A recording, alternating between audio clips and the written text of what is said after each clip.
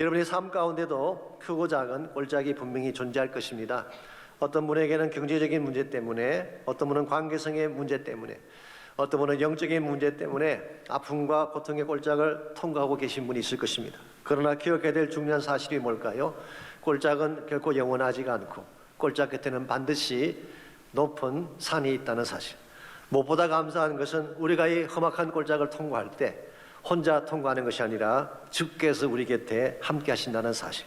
여러분, 제가 이 사실을 바로 깨닫고 비록 꼴짝에 처했을지라도 꼴짝을 통과해서 높은 산으로 올라가게 되면 우리 인생은 달라지게 되고 더 큰 차원의 삶으로 쓰임받게 되는 것입니다. 우리가 어떻게 하면 하나님과 함께 주어진 꼴짝을 잘 극복을 하고 하나님이 준비하신 축복의 산으로 올라갈 수 있을지 오늘 주신 본문을 중심으로 함께 이것을 정리해 보려고 합니다. 오늘 같이 봉독한 본문에 보시면 다윗이 예루살렘을 정복하는 내용이 기록되어 있습니다. 다윗이 왕으로 즉위한 후에 수도를 헤브론에서 예루살렘으로 옮기기를 원했습니다. 그래야만 할 이유가 한 세 가지 있었습니다. 왜 다윗이 굳이 예루살렘을 정복하고 그것으로 수도를 정하려고 했는지 최소한 세 가지 이유가 있습니다. 첫 번째로 정치적인 이유가 있었습니다. 헤브론은 유다 남쪽에 치우쳐져 있기 때문에 이스라엘 전역을 다스리기에는 문제가 있었습니다. 그 반면에 예루살렘은 중앙에 위치해 있기 때문에 전 이스라엘 다스리는데 더 용이했죠.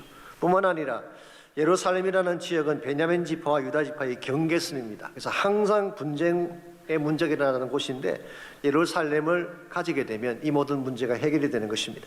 두 번째로 지형적인 이유가 있었습니다. 예루살렘은 산 위에 세워진 도시이기 때문에 천혜의 요새와 같은 곳이었어요.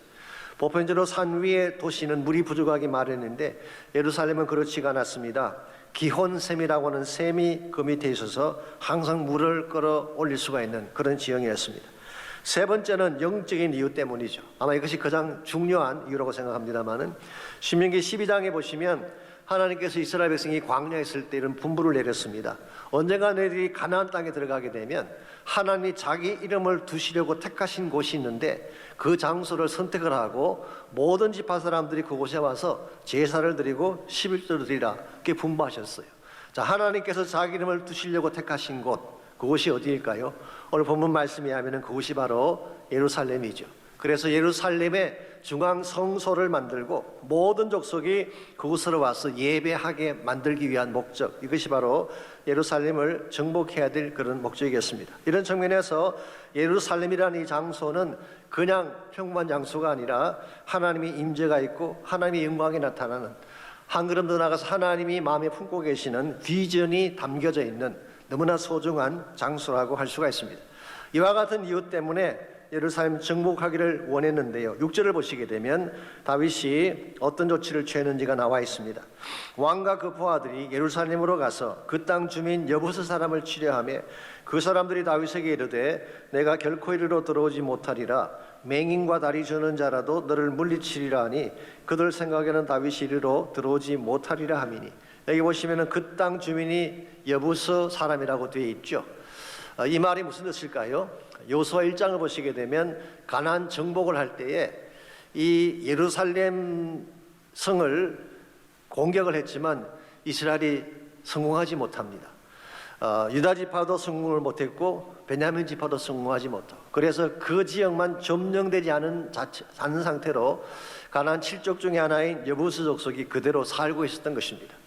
여부스 족속이 침공당하지 않고 그곳에 존재할 수 있던 이유 중에 하나가 천연적인 요새 역할을 하고 있기 때문에, 여러분 예루살렘에 가시게 되면 그 밑에 큰 두 개의 골짜기가 있습니다. 하나는 기드론 골짜기이고 또 하나는 흰놈의 골짜기죠. 기드론 골짜기라고 하는 것은 남쪽과 동쪽을 지나가는 골짜기인데 굉장히 깊고 그 길이가 깁니다. 우기 때 비가 오면요, 물줄기가 그곳에서 시작해서 32km 떨어진 사해까지 흘러갈 정도로 골짜기 깊었다고 합니다. 흰놈의 골짜기는 쓰레기 소각장이 있는 곳이기 때문에 항상 연기가 있고 엄침하고 더러운 곳이죠. 그래서 게헨나라고 하는 단어, 우리 구약의 지옥을 게헨나라 그러죠. 그것이 바로 흰놈의 골짜기라는 뜻을 가지고 있는 단어이죠. 자, 이와 같이 두 개의 큰 골짜기 때문에, 거기에다가 드로베온이라는 골짜기가 있어서 예루살렘 성 자체를 가파른 언덕으로 만들어 놓은 것입니다. 그래서 아무도 올라갈 수 없는 절벽 같은 이와 같은 산성이 예루살렘이 된 것입니다. 이런 지형적인 이유 때문에 여부서 사람들은 아무리 다윗이 군대를 동원해 와도 우리를 칠 수가 없다. 그래서 큰 소리 친 것입니다. 맹인과 다리 저는 자도 너를 이길 수 있다. 즉 앞을 보지 못하고 무능력한 연약한 존재라도 다윗 너를 물리칠 수 있다. 이렇게 큰 소리를 친 것입니다. 자, 이와 같은 상황에서 만일의 경우에 다윗이 이 골짜기에 너무 깊고 올라가야 될 산이 너무 높기 때문에 여기서 스탑하고 만일 되돌아갔더라면 어떻게 됐을까요? 아마 하나님 나라의 비전은 이루어지지 못했을 가능성이 있습니다. 그런데 참 다행스럽게도 7절을 보니까 다윗은 그 성을 빼앗습니다. 다윗이 시온 산성을 빼앗았으니 이는 다윗 성이다. 다윗은 기드론 골짜기에 머물지 아니하고 그 골짜기를 지나서 마침내 그 성으로 올라갔고 그 성을 정복한 것입니다. 그래서 원래 그곳 이름이 시온의 말의 뜻은 fortress, 요새라는 뜻이죠. 그래서 시온이라는 이름을 가졌던 그 도시를 다윗의 성으로 이름을 붙이게 되고 우리가 이미 잘 아는 내용처럼 장차 이곳이 메시아 왕국의 중심센터가 되고 이것을 통해 하나님 나라 비전이 성취된 것을 볼 수가 있습니다. 여러분, 어떤 위대한 꿈도 그냥 이루어지는 법이 없습니다. 위대한 꿈을 이루려면 반드시 통과해야 될 꼴짝이 있는 것입니다.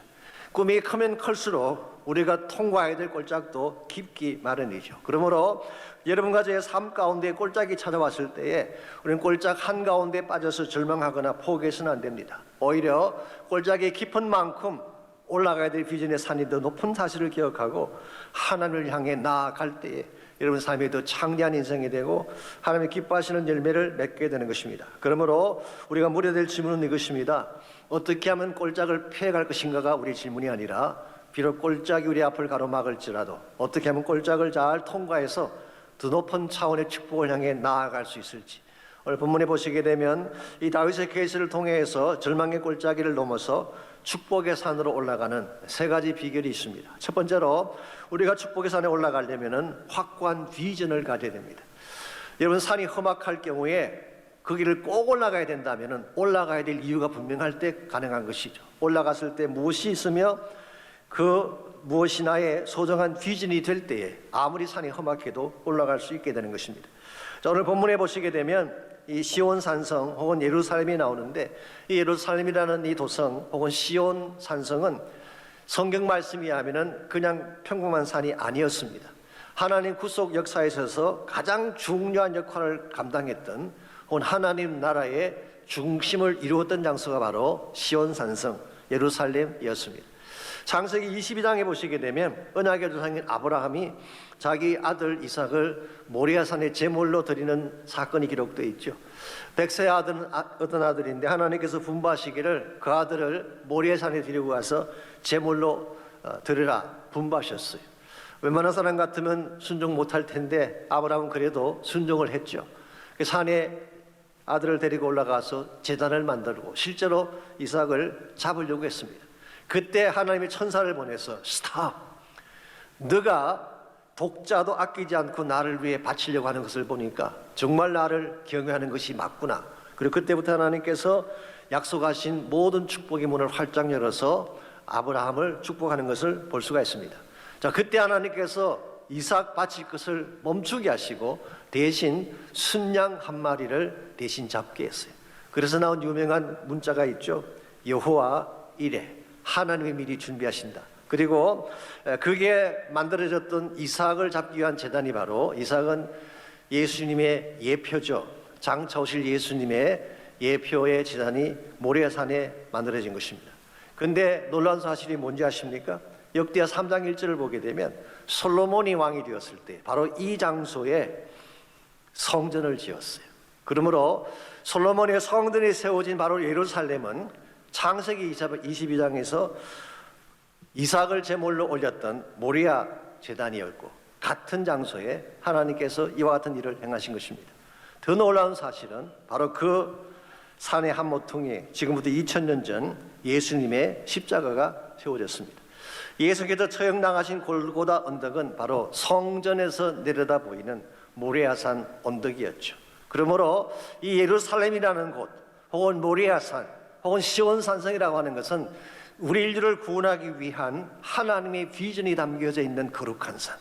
이 산을 통해서, 예루살렘을 통해서 하나님은 온 세계 열방을 복음화시킬 꿈을 시작하시고 결과적으로 하나님 나라를 이루시는 일을 행하신 것입니다. 실제로 신약 성경을 보시게 되면요, 바로 예루살렘에 있는 한 다락방에 오순절날 성령께서 오셨어요. 성령께서 임하시자 바로 그 자리에서 교회가 시작이 됐죠. 그리고 우리 모두가 이미 알고 있는 것처럼 바로 그곳에서 복음운동이 시작이 된 것입니다. 그래서 예수님께서도 사도행전 1장 8절에 보시면 이렇게 분부하셨습니다. 오직 성령이 너에게 임하시면 너희가 권능을 받고 예루살렘과 온 유대와 사마리아와 땅끝까지 이르러 내 증인이 되리라 하시니라. 이 말씀에 의하면 예루살렘에서 시작된 복음이 어디까지 가라고 했나요? 땅 끝까지 가라. 이것이 바로 하나님께서 우리에게 분부하신 비전의 내용입니다. 어떤 분은 이 예루살렘이 땅 끝이다 주장하는 분도 계시긴 합니다. 옛날 사람들은 잘 몰랐지만 지구가 둥글잖아요. 그럼 동쪽으로 계속 가다 보면 다시 예루살렘이 나오는데 그것이 바로 땅 끝이다. 그래서 복음이 동서를 한 바퀴 돌아서 다시 예루살렘에 도착했을 때 예수님께서 오신다. 이런 티칭을 가르치는 분이 계시긴 합니다만은 제 개인 생각은 조금 위험하다고 생각합니다. 왜냐하면 너무 자의적인 해석이 많기 때문에. 첫 번째로 성경이 말하는 땅 끝은 복음이 들어가지 않는 곳을 말합니다. 아직 복음이 들어가지 않는 곳이 다 땅 끝이에요. 그러므로 복음의 진행이라고 하는 것은 꼭 동서로 갈 필요가 없습니다. 남부로도 가야 돼요. 아프리카도 가야 되고 사막에도 가야 되고 남극, 북극, 이번 북한 땅으로 들어가야 되는 것이 복음이에요. 그러므로 꼭 복음의 진행이 동서로 갈 이유가 없죠. 뿐만 아니라 예수님께서 말씀하신 땅 끝은 모든 민족을 의미하는 것입니다. 특정한 장소를 의미하는 것이 아니라 국가를 의미하는 것이 아니라 모든 민족을 말하는 것입니다. 그러므로 예수님의 분부를 정말 순종하려면은 아랍이나 중동 지역뿐만 아니라 to all nations, 모든 나라, 모든 민족을 향하여 나가야지 주님의 비전이 성취되는 것입니다. 실제로 누가복음 24장 47절 48절을 보면은 이 사실이 분명합니다. 또 그의 이름으로 죄 사함을 받게 하는 회개가, 즉 복음이죠, 예루살렘에서 시작하여 모든 족속에게 전파될 것이니 기록되었으니 너희는 이 모든 일의 증인이라. 예루살렘에서 시작된 이 복음이 어디로? 모든 족속에게, to all nations. 여기 족속으로 번역한 헬라 말이 에트네라는 단어, 에트노스 혹은 에트네라는 단어. 여기서 나온 영어가 에트닉, 민족, 인종이라는 단어가 여기서 나왔죠. 그러므로 여기서는 특정한 지역이나 나라를 지칭한다기보다는 모든 족속을 말하는 것입니다. 근데 미국 안에도 아랍 분들이 계시죠. 알메니안 사람도 계시고 네팔, 몽고, 라오스, 베트남 많은 종족들이 살고 있죠. 만약 그들이 아직 복음 듣지 못했다면 그곳이 바로 땅끝이라는 것입니다. 그러면 우리의 관심사는 특정한 나라, 특정한 지역이 아니라 그들이 어디에 있건 모든 민족을 가슴에 품고 그들에게 복음을 전하는 비전. 이게 주님께서 우리에게 분부하신 비전의 핵심입니다. 오래전에 미국 캠퍼스에서 SBM 운동을 일으켰던, 우리 스튜던트 발런티어 무브먼트를 일으켰던 그 루터 위샤드 목사님은 항상 이 고백을 하셨어요. I'm willing to go anywhere, at any time, to do anything for Jesus. 예수님을 위해서라면 어디건 언제이건 무엇이건 할 용의가 있다. 바로 이와 같은 마인셋을 가져야지 우리가 하나님 비전을 바르게 이룰 수가 있는 것입니다. 이런 비전을 가진 자는 환경이나 사건이 앞을 가로막을 수가 없게 되는 것입니다. 지난 주간에 양로병원에 우리 잠깐 신방을 다녀왔는데요. 그곳에 갔더니 차청자 선교사님이 누워 계셨어요. 이분은 참 착한 선교사님이십니다. 우리 선교사님 중에 착한 분도 있고 안 그런 분이나 지나실지 모르지만 진짜 착한 분이에요. 선교를 그렇게 많이 하신데도 오시면은 자랑하는 게 없어요. 보통 선교회 분 갔다 오면은 막 훈장처럼 자랑하는 분 계시잖아요. 선교 안 갔다 온 사람들은 죄인 취급하고 말이죠. 사실은 교회에 있는 분들도 선교에 헌신하고 기도하는 분인데 교회 없이 어떻게 선교 가능하겠어요? 그런데 차선교사님 절대 그런 법이 없었어요. 항상 감사하다 그러시고 더 못 선교 미안하다 그러시고, 이 착한 선교사님이신데요. 이분이 원래 저희 교회에 계실 때는 간호사로 일을 하시면서 신방 사역을 많이 하셨어요. 근데 하나님 부르심 받고 IMB 파송으로 캐시미어 땅에 가셔서 선교하셨습니다. 저도 그분이 계실 때 그곳을 방문을 해봤는데요. 참 타프한 지역입니다. 인구 중에 97.1%가 모슬림이에요. 그리고 인도하고 파키스탄 사이에 전쟁이 계속됐기 때문에, 저기 주도권을 잡기 위한 전쟁이 계속됐기 때문에 문자 그대로 대낮에 수류탄이 터지고 총알이 날아다니는 그런 위험한 지역이에요. 그러다 보니까 그곳에 계시는 미국 선교사님들 대다수가 다 철수했어요. 그래서 IMB 선교사 중에 한 분이 이 차충래 선교사님에게 왜 당신은 떠나지 않느냐, 이 CJ, 이분이 차충래 선교사님 약자인데요, 제일제당이 아니고 CJ, 왜 당신은 이처럼 위험한 지역인데도 떠나지 않고 이곳에 계속 머물러 있느냐, Why do you take a risk of your life in this place? 위험하고 척박한 이 지역에 왜 목숨을 걸고 여기에 머무는가라고 물었을 때 차선교사님의 대답이 이와 같았습니다. Because it's not finished yet. 아직도 주님의 사역이 끝나지 않았기 때문에, 아직도 해야 될 과제가 남아있기 때문에. 저는 이와 같은 마음 자세가 진정한 비즈너리의 마음이라고 생각합니다. 상황이 어려워도, 사람이 떠나가도 하나님께서 나를 부르신 타스크가 완성되지 않았다면 도망치지 않고 끝까지 머물러서 사명을 감당하는 마음, 이런 비전을 가진 사람은 환경이 막을 수가 없습니다. 척박한 사건들이 절대로 막을 수가 없습니다. 아무리 이런 일이 많아도 결국은 이 비전을 향해 나가게 되는, 그럼 우리 마음속에 이런 비전이 있어야 돼. 내가 이것을 위해 죽을 수도 있고 살 수도 있는, 여기에 내 목숨을 걸고 모든 것을 다 바쳐도 아깝지 아니할 내 생의 비전이 분명해야지 우리가 하나님이 기뻐하시는 축복의 산을 향해 올라갈 수 있게 되고 결과적으로 좋은 열매를 맺는 것입니다. 두 번째로, 우리가 꼴짝을 넘어서 축복의 산으로 올라가려면은 올바른 전략을 선택해야 됩니다. 올바른 전략이 필요한 것입니다. 8절을 보시면은 다윗이 예루살렘을 점령하기 위해 어떤 전략을 택했는지가 소개가 되어 있습니다. 8절입니다. 그날에 다윗이 이르기를 누구든지 여부스 사람을 치거든 물 깃는 대로 올라가서 다윗의 마음에 미워하는 다리 저는 사람과 맹인을 치라 했으므로, 여기 보시게 되면 물 깃는 대로 올라가라 그런 표현이 나오죠. 물 깃는 데가 어디를 말할까요? 옛날 성경인 개역 한글에서는 수구라고 번역을 했습니다. 그런데 실제로는 물을 퍼올리는 수적 갱도를 말하는 것입니다. 제가 말씀을 드린 것처럼 예루살렘은 산성인데 그 산 밑에 샘이 있습니다. 그 샘 이름이 기혼 샘인데요, 이 기드론 골짜기에서 연결되어 있는 계속 물이 나오는 스프링입니다. 자, 이것을 끌어올리려면 이게 갱도가 필요하죠. 그리고 문이 필요하죠. 그래서 물을 끌어올려서 성 안으로 들어오게 하는 문을 물 깃는 데라고 하는 것입니다. 예루살렘 말씀드린 것처럼 굉장히 강력한 요새인데요, 딱 한 군데 약점이 이곳이에요. 이곳은 방비가 할 수가 없는 비어있는 곳입니다. 그래서 유일한 약점, 이곳을 뚫고 들어가면 성 안으로 들어갈 수 있기 때문에 다윗은 물 깃는 대로 들어가라 그렇게 명령을 내린 것입니다. 재미있는 사실은 이 약점을 잘 아는 히스기야라는 왕, 우리 다윗 이후에 300년 뒤에 등장하는 왕입니다마는, 히스기야 왕은 아수르 군대가 침공해 왔을 때 예루살렘 성을 포위하지 않았습니까? 그때 제일 첫 번째 했던 일이 뭔지 아십니까? 기혼샘을 막아버리는 일을 먼저 했어요. 적군이 마시면 안 되니까. 그 대신에 성 안쪽으로 암석을 파서 터널을 만들어서 기혼샘물을 예루살렘 성 안으로 끌어올렸습니다. 이 암석을 뚫어 만든 터널의 길이가 533m나 돼요. 지금도 여러분이 성지순례 가시면 그곳 가서 볼 수 있습니다. 이와 같이 끌어올린 물을 보관했던 장소가 어딘지 아시죠? 실로암이라고 하는 유명한 못이 바로 그 물을 보관했던 장소였습니다. 재미있는 사실은 기혼샘이 해발 636m에 있는데 실로암은 해발 634m에 있어요. 즉 2m의 고저차로 물을 끌어올리는 기가 막힌 지혜를 발휘한 것입니다. 이게 사실 유대인들이 가지고 있던 지혜인데요, 여부스 사람들은 이런 지혜가 없었어요. 그러다 보니까 수직 갱도를 그냥 열어놓은 것입니다. 다윗이 딱 이 사실을 간파를 하고 바로 그곳을 파고 들어와서 예루살렘 성을 정복한 것입니다. 자, 그렇다면 이와 같은 기막힌 아이디어가 어디서 온 것일까요? 다윗이 머리가 좋아서? maybe. 그러나 저는 그렇지 않다고 생각합니다. 하나님으로부터 온 거예요. 아신 대로 다윗은 하나님께 기도하는 사람이었죠. 우리가 하나님께 기도하게 되면 하나님이 우리 심령 가운데에 지혜를 주십니다.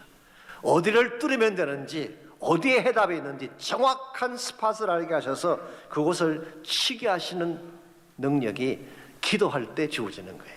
기도하게 되면 몰랐던 해답을 알게 됩니다. 남들이 깨닫지 못했던 비밀을 알게 돼요. 그래서 다윗 같은 경우는 무슨 일을 하든 하나님께 기도하고 했어요. 어디를 가든지 먼저 여쭤보고 했죠. 그러므로 수도를 옮기는 중차대한 일인데 혼자 결정할 수가 없습니다. 하나님께 여쭤보고 하나님 앞에 기도하는 가운데에 이 모든 것들을 결정했기 때문에 기도를 통해 하나님께서 주신 지혜가 정확한 스팟을 찾게 하고 그것을 통해 예루살렘 성을 정복하게 한 것입니다. 이런 측면에서 꼴짝을 통과해서 축복의 성을 정복하는 최상의 전략은 군사력도 아니고 군대 작전도 아니라 기도인 것을 알 수가 있습니다. 기도할 때 하나님께서 답을 주시는 것입니다. 오늘 여러분과 제 삶 가운데서도 이 모든 난관을 뚫고 하나님이 기뻐하시는 곳까지 나아가는 가장 핵심적인 전략은 기도입니다. 기도하면 길도 열어주시고 보여주시고 어디에 해답이 있는 것도 알게 해주셔서 지혜롭게 승리자가 되게 만드시는 거예요. 제가 이번 주간 목자실을 서면서 그 영국이 어떻게 독일을 이기게 됐는가, 그 근본 비결이 중보기도다, 그런 내용의 목자실 글을 썼습니다. 리즈 하웰즈라고 하는 분이 계셨어, 영국에. 이분은 그 웨일즈 성경대학을 창립하신 분이기도 하지만 신실한 중보기도자였습니다. 이탈 대전이 벌어졌을 때에 당시 영국 수상이었던 처칠에게 두 번씩이나 전국적인 기도의 날을 선포하게 했던 장본인이 바로 리즈 하웰즈라는 분이었습니다. 실제로 처칠이 선 전쟁 회고록을 보게 되면 전국적인 기도가 어떤 역사를 가져왔는지에 대한 자세한 기록이 나와 있어요. 1940년 9월 15일인데요. 그날 독일 비행기가 런던 창공을 가득 덮었어요. 대공습이 시작된 것입니다. 그 당시 영국 군내에는 독일 비행기를 대항할 만한 능력이 없었어요. 그런데 참 신비로운 것은요, 승리를 목전에 앞둔 상황에서 독일 비행기가 갑자기 돌아서서 후퇴를 하는 것입니다. 그 결과 영국은 위기를 넘기게 되고 나중에 전쟁의 주도권을 잡게 되죠.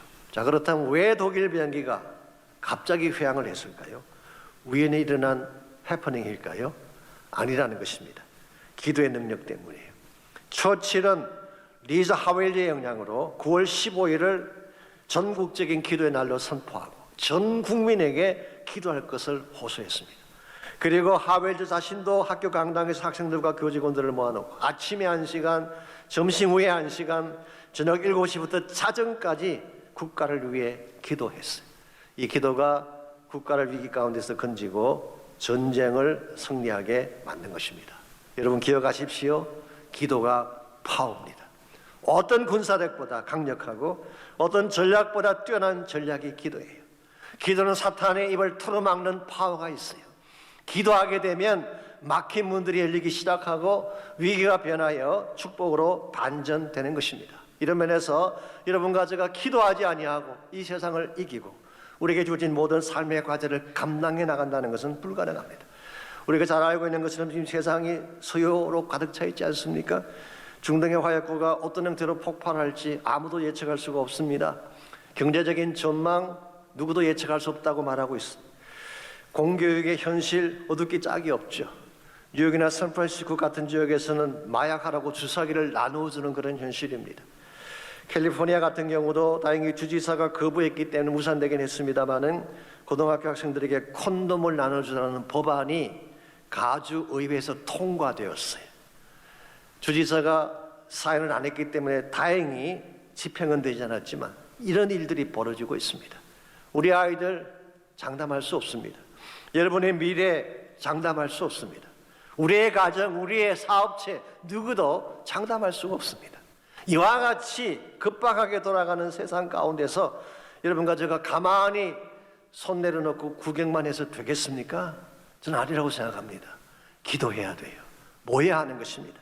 정말 힘들지만 온 주의 백성들이 함께 모여 기도하게 되면 독일 비행기가 돌아간 것처럼 위기가 변할 수 있습니다.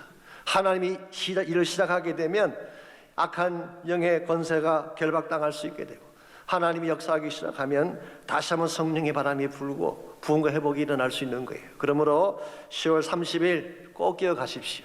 정말 그날은 우리 온 교회 성도가 함께 모여서 전심을 다해 부르짖고 기도함으로 하나님만이 하실 수 있는 기적들을 우리 모두가 경험을 하고, 여러분 개인적인 삶, 가정적인 삶, 또 우리 이 사회의 모든 이슈들이 잘 정복이 되어져서 주의 영광이 나타날 수 있도록 우리 모두는 반드시 기도에 전심을 다 쏟아야 됩니다. 이와 같이 꼴짝에 처한 인생이 꼴짝을 벗어나서 축복의 산을 향해 나가려면 1차적으로는 비전이 필요해요. 확실한 비전. 두 번째는 바른 전략이 필요한데 그 전략은 기도라고 말씀드렸습니다. 마지막 세 번째로 절망의 꼴짝을 넘어서 축복의 산으로 올라가려면 바른 울타리가 필요합니다. 우리가 축복의 산에 오르는 것도 중요하지만 이것을 지키는 것은 더 중요하죠. 아무리 위대한 산성을 정복했다고 할지라도 다시 그것을 빼앗긴다면 그것은 참된 승리라고 부를 수 없을 것입니다. 그래서 구절을 보시면은 다윗은 이 사실을 잘 알고 어떤 조치를 취했나요? 이 예루살렘을 정복한 후에 다윗이 취했던 조치가 구절에 나와 있습니다. 다윗이 그 산성에 살면서 다윗성이라 이름하고 다윗이 밀로에서부터 안으로 성을 둘러싸으니라라고 했어요. 이게 밀로라고 하는 것은 히브리 말입니다. 한자가 아닙니다. 이게 정확하게 무엇인지는 사실 모릅니다. 어떤 분들은 지명이다 그렇게 해석하기도 하고, 어떤 분들은 흙이나 돌로 쌓은 성벽을 말한다 그렇게 해석하기도 합니다만은 정확하지는 않습니다. 어쨌든 다윗은 이 밀로를 중심으로 성곽을 예루살렘 주변에 둘러싼 것입니다. 왜 그랬을까요?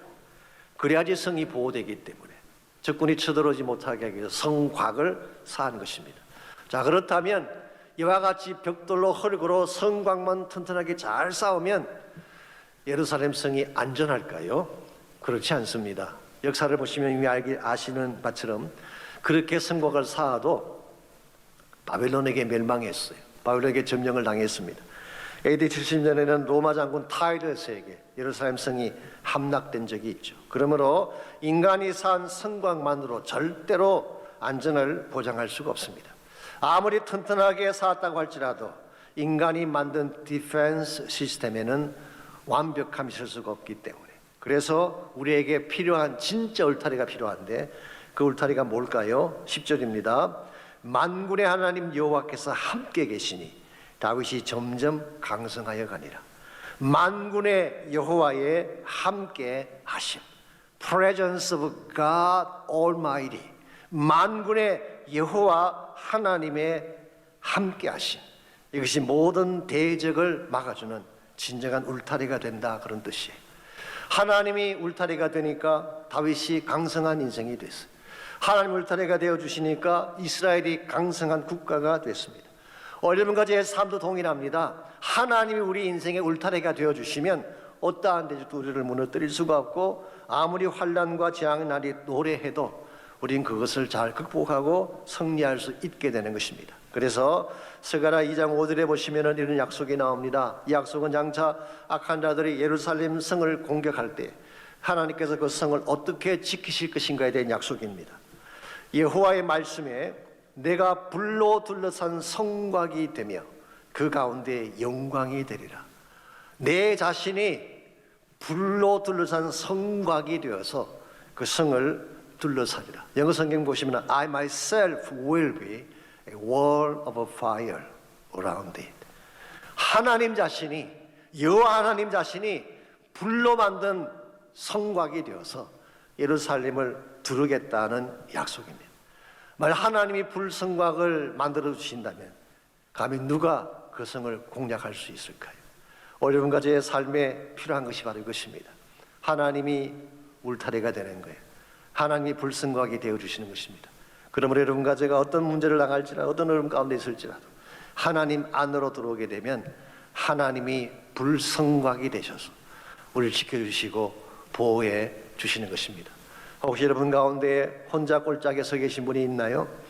아무리 애쓰고 발버둥쳐도 빠져나올 수 없는 꼴짝 가운데서 혼자 신음하며 아파하는 분이 계신다면 여러분에게 필요한 분은 바로 하나님이에요. 하나님의 손을 붙잡는 것입니다. 그러면 그분이 여러분을 건져내어 주시고 여러분 인생의 새로운 축복의 길을 열어주십니다. 시카고에 가시게 되면 필그림 바프티스트 철치라고 하는 제법 오래된 교회입니다만 흑인 교회가 하나 있습니다. 거기서 뮤직 디렉터로 오랫동안 사역했던 분 중에 토마스 앤드류 돌시라고 하는 분이 있습니다. 이분은 가난한 흑인 가정에서 태어나서 어릴 때부터 고생을 많이 하면서 성장을 했습니다마는 예수님 만난 이후로 하나님 안에서 비전을 발견하고 NCGCC라고 하는 일종의 복음 선가 단체입니다. 이걸 만들어서 주님을 잘 섬겼던 그런 사역자였습니다. 그랬는데요, 1932년 여름 사랑하는 자기 아내 네티 하퍼가 아기를 낳다가 갑작스럽게 세상을 떠나고 말았습니다. 그리고 24시간 후에 그의 아들도 세상을 떠나고 말았습니다. 얼마나 기가 막힌 상황입니까? 그는 깊은 슬픔의 골짜기에 떨어져서 망연자실한 가운데서 홀로 텅 빈 교회당 안에 앉아 울고 있을 때에 누군가 그의 손을 붙잡는 이가 있었어요. 눈을 들어보니까 예수님이었어요. 물론 환상 중에서 보았던 주님이긴 하지만 그는 그 자리에서 주님을 향하여 부르짖기 시작했습니다. 그리고 이 부르짖음은 나중에 찬송으로 변하게 됩니다. 그렇게 해서 만들어진 유명한 찬양이 있어요. 오래된 Old Gospel Song이에요. 제목이 Precious Lord, Take My Hand. 주님여, 이 손을 꼭 잡고 가주십시오. Lead me on, let me stand. 나를 이끄시고 나를 일으켜 주십시오. I'm tired. I'm weak. I'm worn. 주님 지쳤습니다. 연약합니다. 더 이상 기력이 제게 남아있지 않습니다. Through the storm, through the night. 폭풍우를 통과하게 하시고 깊은 밤을 넘어가게 하셔서 Lead me onto the light. 빛으로 나를 이끌어 주십시오. Take my hand, precious Lord. Lead me home. 이 찬양은 마틴 루터 킹 목사님이 가장 즐겨 부르던 찬양. 암살당하기 하루 전까지도 이 찬양을 부르다고 하죠. 여러분과 제게도 동일한 고백이 필요합니다. 골짜기에 처했을 때, 절망의 구렁텅이에 빠졌을 때 우리가 붙들 수 있는 분은 한 분밖에 없어요. 날 사랑하시고 나를 건져내어 주실 예수님밖에 없습니다. 이런 모든 것이 다 무너진 것 같지만 아직은 아닙니다. 사랑하는 주님이 곁에 계시기 때문에 희망의 불씨가 다 꺼진 것 같지만 아직은 아닙니다. 주님께서 밝혀주시는 소망의 빛이 우리 가슴을 비추고 있기 때문에 그러므로 여러분 절대 혼자 힘겹게 골짜기에 서 있지 마십시오. 주님을 붙드세요. 주님 손을 붙드시고 다시 일어나는 역사가 있기를 바랍니다.